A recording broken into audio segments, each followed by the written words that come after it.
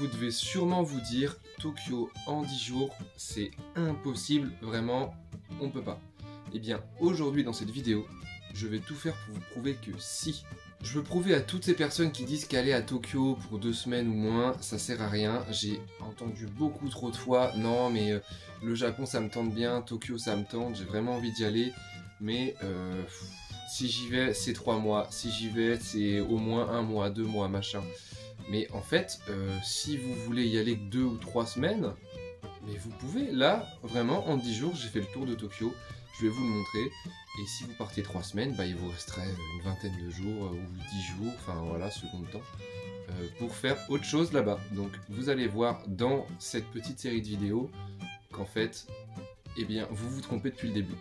Alors, cette vidéo, c'est pas un récap de tout ce qu'on peut faire à Tokyo ou un sorte de guide de tous les quartiers de la ville. Hein.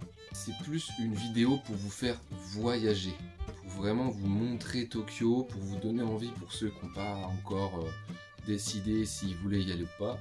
C'est à la fois pour ceux où c'est leur rêve, on va dire, et pour ceux qui n'y arrivent pas encore à se décider ou qui connaissent pas trop la ville. Alors, déjà, Tokyo, c'est ça.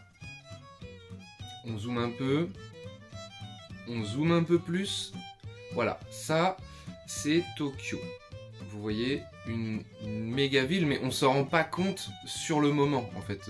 Sur une carte Maps, je vous mets cette carte-là ou cette carte-là. Vous voyez pas trop la différence, il n'y a pas vraiment d'échelle. Donc là, nous, ce qui nous intéresse, c'est vraiment le centre Tokyo, quoi.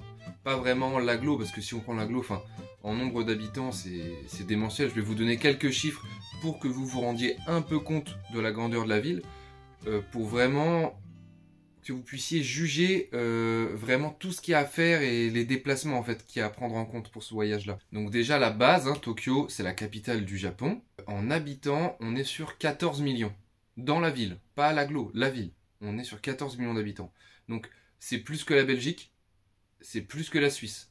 Voilà, la ville a déjà plus d'habitants que ces pays-là. C'est la 10e ville la plus peuplée au monde. C'est même souvent connu comme l'une des villes. Tout le monde dit Tokyo, la ville la plus peuplée du monde. Il y a en Chine, c'est plus grand. En superficie, en nombre d'habitants, mais en vrai, si on prend l'agglomération par exemple de Tokyo, c'est 37 millions d'habitants. 37 millions l'agglomération de Tokyo. Donc c'est plus que l'Australie, déjà. L'Australie, c'est dans les 25 millions, un truc comme ça. Et c'est du coup dans les top 5, dans le top 5 mondial des plus grandes agglomérations. Vous avez sûrement vu de façon en géographie la mégalopole japonaise. Donc je mets ce que c'est, la mégalopole japonaise. Et j'ai plus le chiffre, mais c'est ça en nombre d'habitants. Voilà, donc comparé par rapport à la France par exemple, ça fait beaucoup. Donc là, on parle en termes d'habitants. Donc ça parlera peut-être pas à tout le monde, mais du coup, on peut prendre aussi la superficie, et là ça parle. Ça va parler à beaucoup de Français qui sont déjà allés à Paris ou qui vivent à Paris. Tokyo, en superficie, c'est plus de 2100 km². Du coup, comme je parlais de Paris juste avant, pour comparer, Paris c'est 105 km². Donc c'est à peu près 20 fois moins. Donc en gros, Tokyo, c'est 20 fois Paris. Et tout ça, ça tombe bien, puisque Tokyo est découpé en 23 arrondissements. Je vais essayer de vous trouver une carte avec les arrondissements, là. Voilà. Donc, 23 arrondissements, Tokyo, c'est 20 fois plus grand. En gros, il faut se dire qu'un arrondissement, c'est Paris. Voilà. Paris, pas l'Île-de-France, hein. Vous voyez bien ce que je veux dire. Paris, la ville de Paris. Donc voilà, ça permet, je pense, en disant tout ça, de bien se projeter, de bien voir la grandeur de la ville. En termes d'habitants, c'est démentiel, c'est démesuré par rapport à des villes comme chez nous en France, et même en taille. Ça n'a vraiment rien à voir, quoi. On ne peut pas comparer un séjour à Paris. Imagine, t'es parisien, tu te dis, bah non, Tokyo, je vais pas être dépaysé. Si. Niveau grandeur, ça va vraiment te changer, ça va vraiment être différent. Tu auras vraiment une expérience particulière, quoi. Tu vas vraiment te rendre compte de la grandeur, même par les immeubles. Vous les avez vus sur les vlogs, il y a tellement d'immeubles de partout. C'est pas un endroit où il y a beaucoup d'immeubles, tu vois. C'est pas genre la Défense ou truc comme ça. C'est comme s'il y avait plein de la Défense. C'est vraiment démentiel. Donc je pense que là, on a fait le tour. Et ces petites bases-là, elles sont vraiment bien pour tout saisir. Dans cette première vidéo, on va voir les premiers jours du voyage. Hein. Ça va se découper en plusieurs vidéos du coup. Et comme vous l'avez donc compris, en résumé, pour faire le tour de Tokyo, comme c'est découpé en 23 arrondissements, voilà, si on fait les 23 arrondissements, on a fait le tour de Tokyo.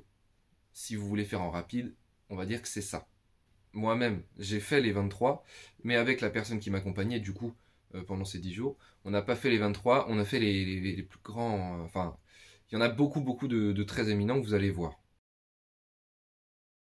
J'ai mis le pull Disney, aujourd'hui vidéo spéciale, je vais chercher quelqu'un à l'aéroport, on retourne à Narita. Et il est à peu près 7h30, j'en ai pour 1h20 à arriver à l'aéroport. Bon, je suis arrivé à la gare centrale de Funabashi et il va falloir que je prenne une ligne qui mette, ça, je vais mettre 55 minutes.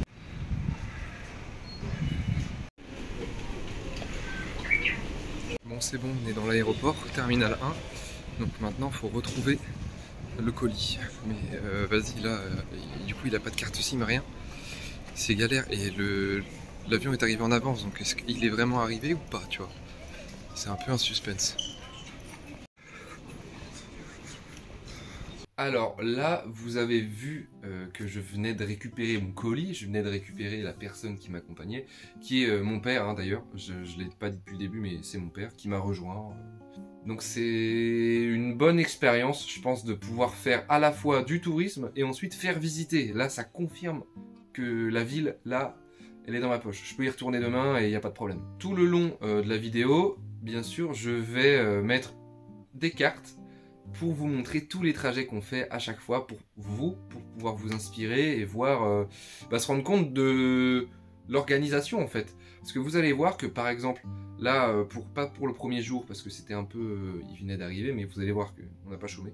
Mais pour les jours d'après, tout est bien organisé, on a fait les quartiers côte-côte, on va dire. Là, pour ce premier jour, même pas le temps de se reposer, on arrive à Funabashi, dans le Airbnb que je louais. Il a fait une petite douche, et on est parti tout de suite, dès le matin, day one. On est allé à Asakusa pour commencer sur un petit côté traditionnel. Asakusa, c'est vraiment bien pour se mettre dans le bain. Gros temple, en l'occurrence le Sensoji. Il y a la rue Nakamise, bien sûr, la longue rue avec les petites échoppes. Bon, c'est plus vraiment des boutiques traditionnelles maintenant, enfin il y en a, mais c'est plus des trucs de touristes. Faut pas trop acheter ici d'ailleurs, parce que les masques en plastique made in China, c'est méga cher. Enfin, n'allez pas là acheter des souvenirs en vrai. Donc là, je continue de vous mettre des petites images. Mais c'est vraiment un endroit génial. Si vous voulez plus de détails, bien sûr, sur ce quartier-là, je vous laisse aller voir mes vlogs. Là, on n'est pas là pour détailler les quartiers, mais plus le trajet.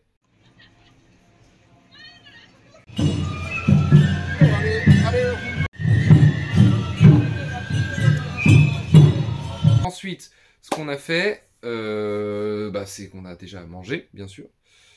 Manger là-bas, c'est pas très cher. Ça dépend où on va, mais on peut toujours trouver un petit ramen pour pas très cher. Et ensuite, on est allé à Akihabara, parce que c'était pas si loin, en fait, que ça. C'est vraiment, regardez, côté droit de la ville. Et là, on a joué à des bornes d'arcade. Il est retombé un peu en enfance. On a vraiment fait toute la rue. On est monté dans plein de bâtiments. Enfin, c'est vraiment le lieu où tu te perds, quoi. Tu te dis, par exemple, la grande rue principale, en vrai, quand il n'y a pas trop de monde, c'est pas si long de la traverser. C'est pas si long que ça. Mais si tu t'arrêtes partout, alors là, t'as jamais fini. Surtout qu'il y a des immeubles de partout, des étages de partout, des boutiques, les salles d'arcade.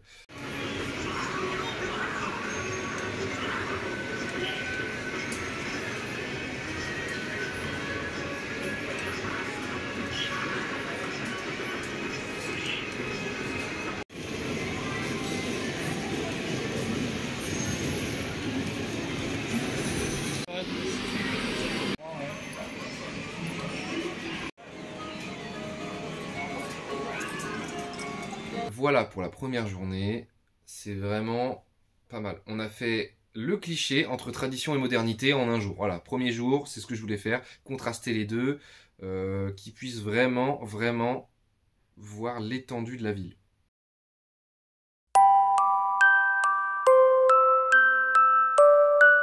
Deuxième jour, et c'est à partir de maintenant que l'organisation commence à être vraiment incroyable. Alors, je vais pas me jeter de fleurs, mais non. En vrai, on a fait la classique. On a commencé par aller à la fameuse gare de Shinjuku, la gare la plus fréquentée au monde. Hein. Plus de 1 milliard de voyageurs, 1 milliard 300 millions de voyageurs par an. C'est énorme, c'est énormissime. D'ailleurs, il y a 3 gares au Japon où il y a plus de 1 milliard de voyageurs par an. Puis on a visité la mairie. Alors la mairie, très très bon spot puisque bah déjà on va dans la plus haute mairie du monde. C'est beau d'extérieur, enfin c'est grand, c'est imposant. Et ensuite, il y a un observatoire tout en haut, il y a 2 tours, nord et sud. Tout en haut des tours, c'est gratuit, il faut faire la queue des fois, mais c'est assez rapide, hein, les queues quand même. Faut bien choisir son moment, faut pas aller pendant la golden hour, c'est vraiment, vraiment blindé. Mais ça va quand même assez vite. Et on peut avoir une vue sur toute la ville gratuitement, je rappelle. Et même sur le mont Fuji, voilà, il y a des images qui défilent, de toute façon, vous voyez bien. Et c'est vraiment un endroit, pour moi, c'est incontournable, quoi. Tu veux voir la ville, enfin, c'est génial comme endroit.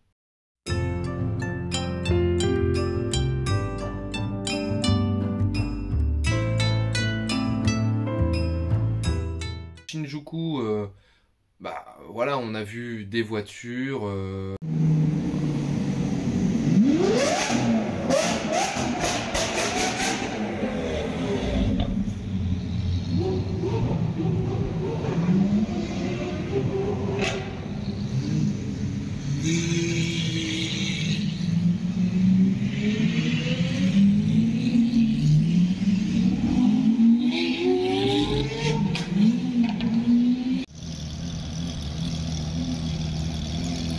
On a vu même une manifestation hein, où il y a vraiment plus de policiers que de manifestants. C'est incroyable. On a fait le fameux parc Gyoen qui est payant. Et tous les parcs sont à peu près payants. Vraiment, 90% sont payants. C'est pas si cher. Pas si cher, c'est souvent 3-4 euros le parc. Mais celui-là, vraiment, faut le faire. Incontournable. Vraiment gros parc. Surtout que comme on était en automne vers Halloween, il y avait les chrysanthèmes qui étaient fleuries. Enfin, il y avait une petite expo, on va dire. Et c'était vraiment sublime, quoi. Enfin, ce parc, il est génial. Et il y en a des mieux, mais celui-là est vraiment pas mal. Ensuite, on descend, on a descendu un petit peu, on est allé vers le Meiji Jingu. C'est un méga temple. Bah, c'est une sorte de forêt au milieu de Tokyo. Déjà, ça fait bizarre de le voir déjà de la mairie. Vous le voyez en fait. La mairie, c'est bien parce que vous pouvez voir vraiment limite le parcours que vous voulez faire. Vous pouvez vous projeter et on voit une énorme masse verte, une sorte de forêt. Tu dis qu'est-ce que ça fout là? Vraiment un peu ovale. Et le temple est au centre en fait. Donc c'est pareil, c'est un des plus gros temples, dans le top 2 ou top 3 des plus gros temples de Tokyo, hein, de toute façon. Ensuite, on descend, à pied bien sûr, vers Harajuku. C'est un petit peu le quartier jeune. Il y a des rues commerçantes de zinzin, c'est blindé, tout le monde se colle. C'est dans les rues les plus blindées de la ville en vrai. Faut pas être agoraphobe, ça bouge, vraiment c'est jeune. Et si tu veux faire des petites emplettes, des petits achats, faut aller là. Il y a un peu de tout, hein, en vrai. Il y a même des bars à thème, avec des chiens, des Shiba. Et j'ai eu la chance de faire, c'est pas un bar à thème, mais c'est plus un moment que tu peux faire avec des animaux. Donc là, en l'occurrence, c'était des loutres. Et c'est vraiment un des trucs que je kiffe dans Tokyo. Vraiment, c'est... T'as que ça là quoi. Enfin, en plus, il y en a, tu sais, c'est pas une exception. Je pense qu'en France, il doit y avoir des sortes de bars à thème avec des animaux. Après, il faut vraiment que les animaux soient bien traités aussi. Il y a toute une question d'éthique, de traitement animal là-dedans. Mais l'expérience en elle-même, là, de passer du temps avec des loutres comme ça, enfin, tu sais, c'est. Il y a passé du temps avec des animaux, genre des chiens, des chats, voilà, bar à chat, machin. Mais les loutres, c'est peu commun en vrai. C'est peu commun. Je pense que s'il y en a en France, des sortes de bars comme ça ou de lieux comme ça, c'est plus avec des animaux plus dans le domestique de base, quoi. Des lapins, des trucs comme ça. Les loutres, je me suis dit, ça se trouve, j'aurai l'occasion de faire ça que là, en fait, qu'une fois dans ma vie. Donc je l'ai fait. Donc c'est vraiment, si vous venez entre potes, allez dans la rue. Allez-y, c'est immense, c'est trop bien, trop bien. Il y a de quoi manger, il y a de quoi boire, c'est génial. Ensuite, bien sûr, on est redescendu, donc vous voyez le trajet pour l'instant, hein, c'est juste du nord au sud, dans la même journée, toujours à pied. Et on arrive bien sûr à l'iconique Shibuya, quartier de Shibuya, incroyable. Donc on a commencé par le cross, hein, le crossing. le méga passage piéton là que vous connaissez tous. Bah voilà, on est passé par là, on a traversé le passage piéton, c'était génial. Et il y avait un point de vue avant sur le Starbucks, il y avait un Starbucks en fait juste au niveau du crossing. On pouvait prendre un petit café et le voir, mais enfin c'était toujours blindé, de toute façon c'était super compliqué d'avoir une place. Mais là c'est fermé, il n'y a plus. Donc moi quand j'y étais le mois et demi avant, c'était ouvert. Et là, c'était plus ouvert. Mais de toute façon, j'étais passé par là, c'était mort. Mais je suis plutôt allé, moi, en face, à l'Occitane Café. Donc, je l'ai emmené aussi ici. Et comme vous le voyez là, on peut prendre des petites vidéos. On peut prendre un petit verre. D'ailleurs, à la lavande, c'est génial. C'était un peu cher. Mais c'était cool. C'est un petit moment à passer ici. Et puis, on peut voir le passage piéton de haut. Donc là-bas, hein, ça bouge. Hein. On a mangé dans un petit resto avec des trains, je sais pas comment on appelle ça. On s'est fait livrer des petits sushis par les petits tapis roulants, un peu de tout. Je lui ai fait goûter un peu la nourriture japonaise du coup en commençant par là. C'est une expérience en fait, c'est des trucs à faire. Il y a bien sûr la boutique Nintendo. La Nintendo incontournable, hein. J'ai dévalisé la boutique, je sais pas combien de centaines d'euros j'ai mis là-dedans. Surtout que le yen est avantageux par rapport à l'eau. Donc j'ai les amiibo, oh, j'en ai pris plein. Petit moment assez surprenant justement. En haut de l'immeuble où il y avait la boutique Nintendo, il y avait un centre de rooftop, comme plein d'immeubles ou plein de boutiques. Hein, il y a des rooftops en hauteur accessibles gratuitement et assez facilement. Et là, il y avait une soirée sur le toit. En mode, il y avait un DJ qui mixait. C'était génial. Soirée à Shibuya. C'était trop bien ce moment-là.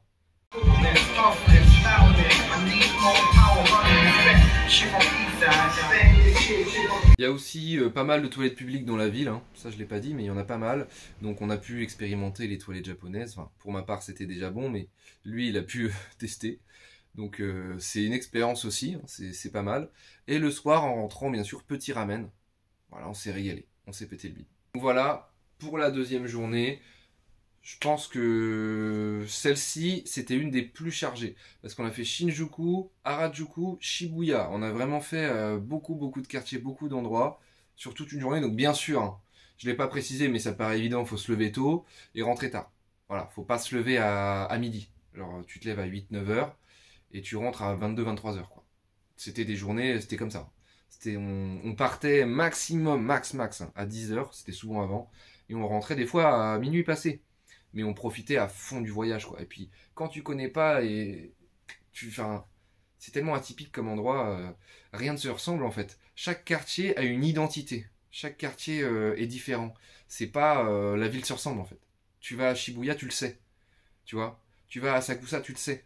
Ça se voit. Enfin, il y a une identité propre, une âme presque à chaque quartier.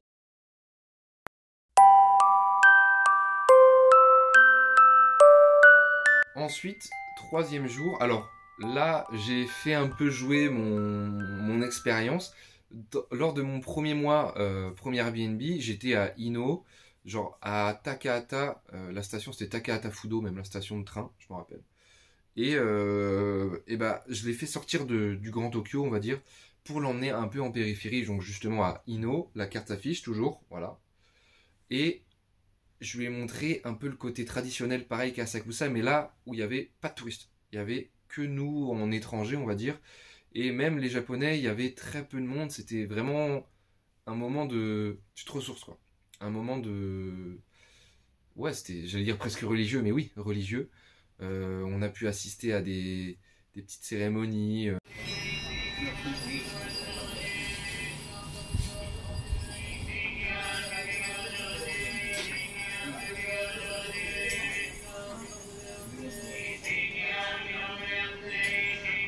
C'était très calme, très relaxant, très reposant, ouais. Il y avait le lieu presque que pour nous. C'était vraiment très tradition. Et là vraiment, il m'a dit que ça l'avait dépaysé. Donc je vous conseille vraiment cet endroit. C'est vraiment, vous allez à la gare de Shinjuku. Et c'est à... Tu prends la Keio Line. Sur les voies 2 ou 3, je crois, c'est un truc comme ça. Et tu vas justement vers... c'est le même que pour aller au Mont Takao, quoi. Bah, vers Takahata, du coup, vers Takahata Fudo. La direction, je sais plus ce que c'était. Ashioji, voilà. Ça devait être un truc comme ça. Mais c'est une demi-heure, même pas. Allez, peut-être une demi-heure, justement. mais max quoi. Et c'était un moment mais génial quoi. Surtout le partager, c'était encore mieux. C'était encore mieux. Je lui ai montré du coup, j'habitais le premier mois, le premier Airbnb, donc c'était génial. J'ai pu un peu moi me reprojeter sur quand je suis arrivé, la galère avec la machine à laver sur le palier, c'était drôle. Et ensuite du coup, on est allé faire le mont Takao. Donc le mont Takao, c'est le mont le plus visité au monde, hein, tout simplement, plus que le mont Fuji, hein. Enfin de toute façon plus que tous les autres monts. C'est très très touristique. C'est un petit mont, hein. Il fait 599 mètres de haut, mais c'est pas de tout repos pour le monter. Voilà, c'est pas de tout repos. Du coup oui, c'est très touristique, donc il y a beaucoup de monde en haut. Mais il y a surtout un téléphérique en fait, qui te permet limite de monter presque jusqu'en haut. Et ça te skip vraiment les pentes, mais des grosses pentes où faut monter en fente avant. Donc ça c'est pas très haut, mais c'est raide. Donc il a été étonné sur ça. Pourtant il est en forme physique, hein, donc dites-vous que c'était un peu éprouvant. Et ensuite, une fois qu'on était en haut, voilà, là c'est la récompense. Déjà, t'as la petite photo sympa à faire avec la hauteur, le truc gravi, c'est sympa pour les réseaux on va dire. Et la vue surtout, la vue géniale avec, on est arrivé à la Golden Hour justement. Petit coucher de soleil, c'est génial. En plus, j'ai pas précisé, mais il y a 6 routes différentes pour le monter. Une route full pavé, limite en fauteuil roulant, je te dis, tu montes. Hein. Enfin, faut que quelqu'un te pousse quand même, parce que c'est un peu raide. De toute façon, t'as le téléphérique. Mais si quelqu'un te pousse et qu'il est assez fort, c'est vraiment full goudronné. Tu peux monter tranquille, enfin, c'est éclairé, c'est sympa. Par contre, t'as d'autres routes, dont la route 6 qu'on a prise pour rentrer. Putain, tu passes dans des ruisseaux, c'était chaud. Je la connaissais déjà cette route-là, donc... je me suis permise de la prendre alors que la nuit tombait, mais c'est vraiment dangereux. La première fois, dans les vlogs, vous le voyez, je l'ai fait tout seul. C'est vraiment perdu, vraiment sentier. Tu marches dans des ruisseaux, je vous l'ai dit. Tu contournes les arbres, limite tu peux tomber dans le vide.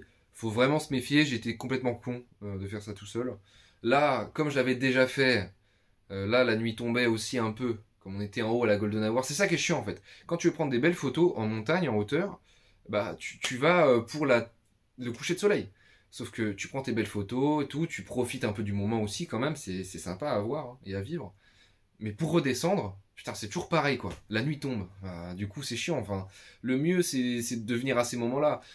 Sur les monts que j'ai montés plus tard aussi, j'ai eu le même problème quoi, du coup j'étais obligé d'arriver en haut, parce que tu mets 4 heures à monter des fois, plus c'est haut, plus c'est long, donc t'arrives il est midi, super, ouais. Et comme il fait nuit tôt en plus, faut partir tôt et c'est chiant. Bref, je vous le conseille. Ce mont, il est vraiment ultra accessible, même aux novices. Hein. Il y a vraiment des gens qui montent avec leurs chiens. Voilà. C'est assez dur, mais vraiment, vous n'allez pas échouer. Vous allez juste être crevé en haut. Mais il y en a qui montent avec leurs gosses, des poussettes même. Hein, il y a de tout. Et puis oui, si jamais vous avez la flemme, comme je vous l'ai dit, de le monter, il y a le téléphérique, pas de panique. Mais attention, téléphérique, regardez.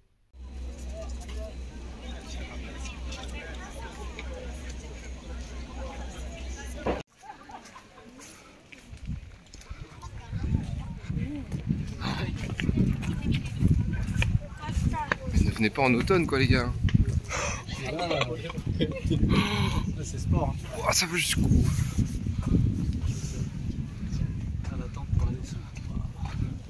Ça s'arrête jamais. Ça n'a pas passé. Mais on sera descendu nous. Eux passeront.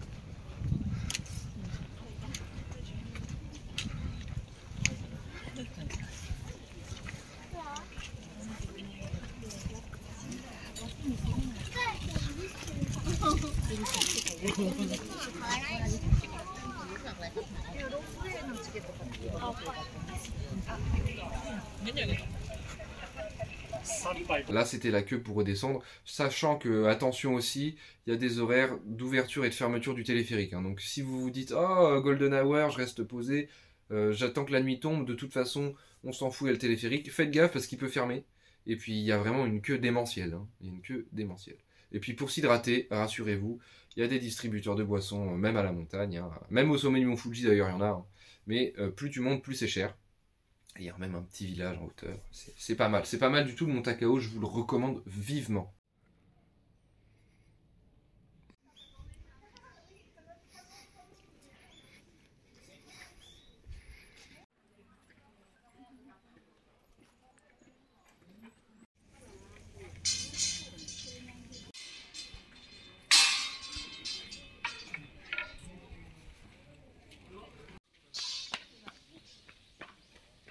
voilà pour le 3e jour.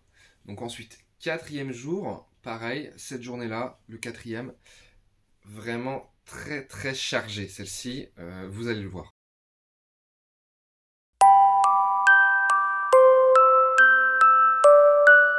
On commence par le Tokyo Dome. Voilà, la carte s'affiche, c'est ici. Le Tokyo Dome, c'est ça. C'est un parc d'attractions en plein cœur de la ville avec des roller coasters, tout ça. C'est vraiment... c'est très beau à voir déjà visuellement. Et ça fait limite futuriste, quoi. Enfin, le roller coaster qui passe dans le centre commercial. Y a des manèges de partout. C'est vraiment bien. Et on en a profité pour aller faire un Mario Kart.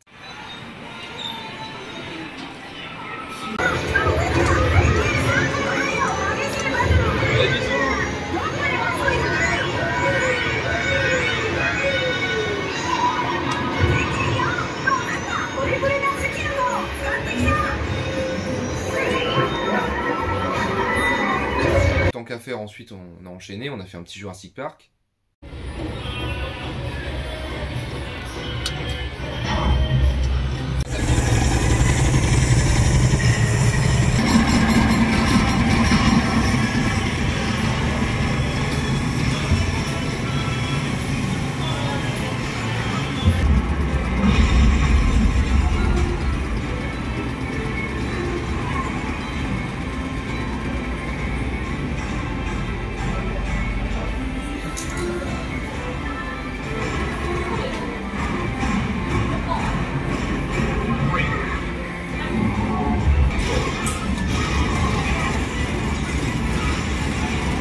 Ensuite, on voulait se tenter les manèges, mais bon, comme il pleuvait un peu, c'était pas ouvert.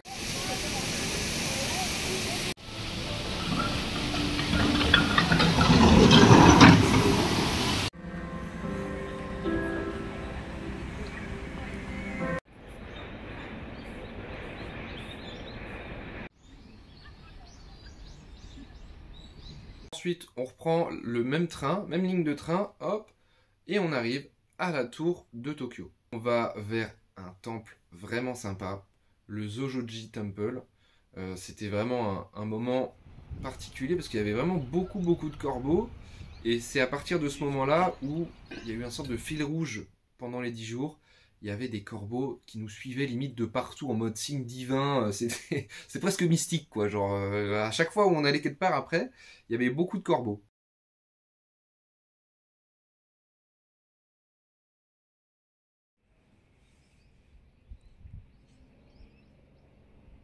Donc ensuite, bien sûr, on se dirige vers la tour de Tokyo, la fameuse. Mais attention, j'ai été choqué d'un truc. Ça, je sais plus si je l'avais dit dans les vlogs. Il y a zéro sécu. Zéro sécu, zéro sécurité. Donc, vous rentrez dans l'endroit où... dans, on va dire, le rez-de-chaussée de la tour. Pas de portique qui bip. Pas de fouille, rien, pas de détecteur, pas de police. Personne, nada, aucun contrôle. Ils ont confiance. Ils ont vraiment confiance. Ça m'a un peu surpris. Tu vas à la billetterie comme ça, je me suis dit, après quand même, il doit y avoir un contrôle. Rien, pas du tout. Il y a un policier en haut de la tour, c'est tout. Voilà, c'est tout. Donc là, il y a plusieurs niveaux, premier et deuxième, de plus en plus cher, hein, voilà. On peut faire des belles photos vues d'en haut.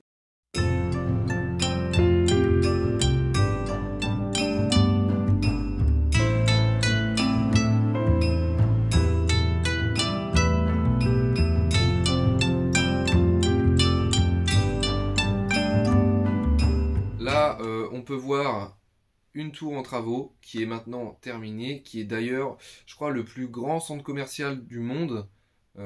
C'est pas la plus haute tour du monde, mais c'est le plus grand immeuble habité, enfin où il y a des commerces. Et il fait la tour Eiffel, je crois. La taille s'affiche ici, je veux pas dire de la merde. La taille s'affiche ici, et c'était pas encore ouvert quand nous on a vu ce bâtiment-là, mais c'était quasiment achevé. Là, c'est ouvert aujourd'hui. Je disais, il y a une vue de zinzin, il y a une vue sur la Tokyo Sky Tree, on verra plus tard. Et ensuite, on s'est chauffé, parce que du coup, bien sûr, pour monter, on a pris l'ascenseur. Mais pour redescendre, on peut prendre les escaliers. Et il y avait marqué, là, ça s'affiche, que on pouvait descendre les marches en 8 minutes. Donc on s'est dit, allez, viens, on pète le record.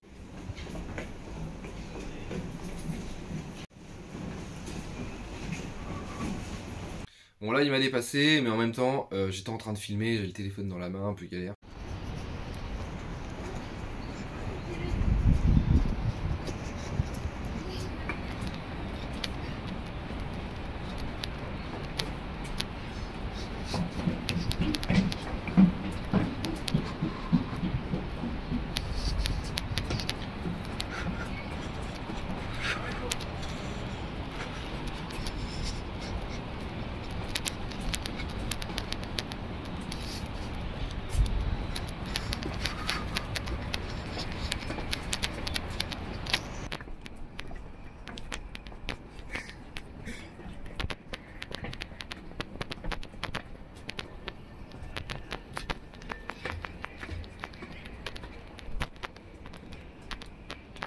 Bien sûr, j'ai screen mon temps final, il s'affiche ici, 3 minutes 54, c'est honorable, ça passe. Pour lui, je sais plus du tout, mais voilà, quand je suis arrivé, ça flexait un peu en bas en mode bah je t'attends, chacal. Voilà, là c'était pour l'endroit de la Tokyo Tower, donc c'était vraiment un moment super à partager. En fait, ça a changé mon voyage, moi, de le partager avec quelqu'un, parce que seul, c'est bien, mais tu parles pas, tu sais, je vloguais, donc je partageais avec vous, mais c'est pas la même chose.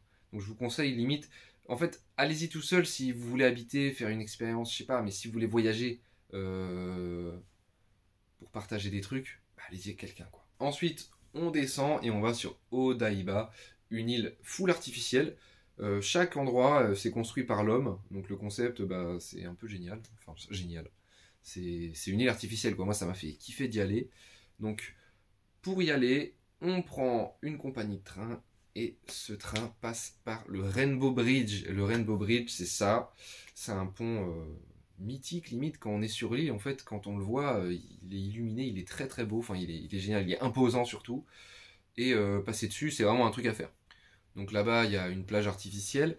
Moi, quand j'y étais allé les premières fois, parce que j'y suis allé plusieurs fois, c'est un de mes endroits préférés de Tokyo. C'est génial, c'est trop bien. De toute façon, vous verrez les images, hein. J'en ai beaucoup à montrer là.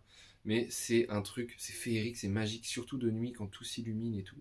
Et là, en plus, la plage a été aménagée avec des petits jeux de lumière, des petites enceintes avec du bruit. Ça fait une ambiance particulière, c'est génial. La première fois où j'y étais allé, moi, il n'y avait pas du tout ça, c'était juste une plage normale. Et là, c'est ouf.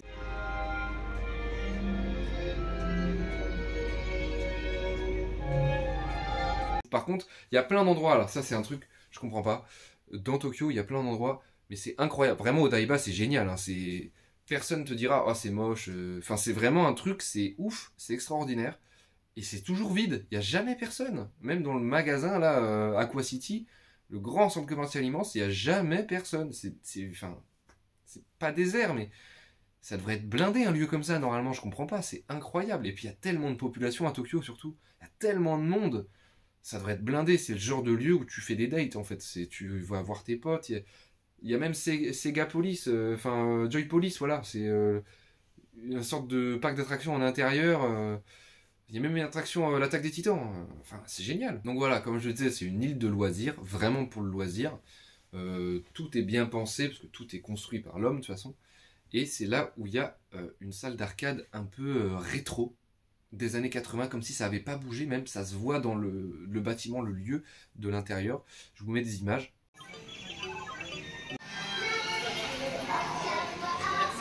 Et il y a surtout énormément de restaurants après. 6 étages de resto limite. C'est horrible. Pour choisir, tu mets 1 heure, limite t'as plus faim après. Et du coup on a opté pour un resto que j'avais déjà testé, un resto à volonté. Genre limite resto à volonté pour 15 balles, on avait mangé tous les deux, on s'était pété le bide, enfin c'était vraiment génial avec une vue de ouf. Bah regardez juste.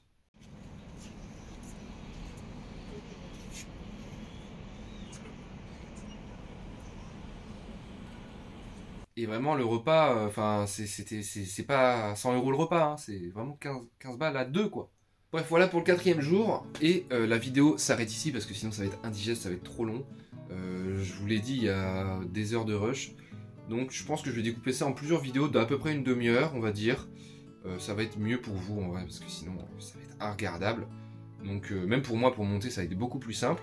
Donc là, en conclusion, je mais ici tout ce que j'ai pu faire, du coup, en 4 jours. Voilà, en 4 jours, regardez, tous les quartiers où j'ai été et tout ce que j'ai pu faire. Voilà, j'essaie de bien détailler. Donc déjà, vous voyez qu'en 4 jours, j'ai fait beaucoup de choses. Et vous l'avez vu, on a été à beaucoup d'endroits. C'est pas mal. Mais faut se lever tôt et se coucher tard. Bah, après, on dormait quand même 8 heures. Hein.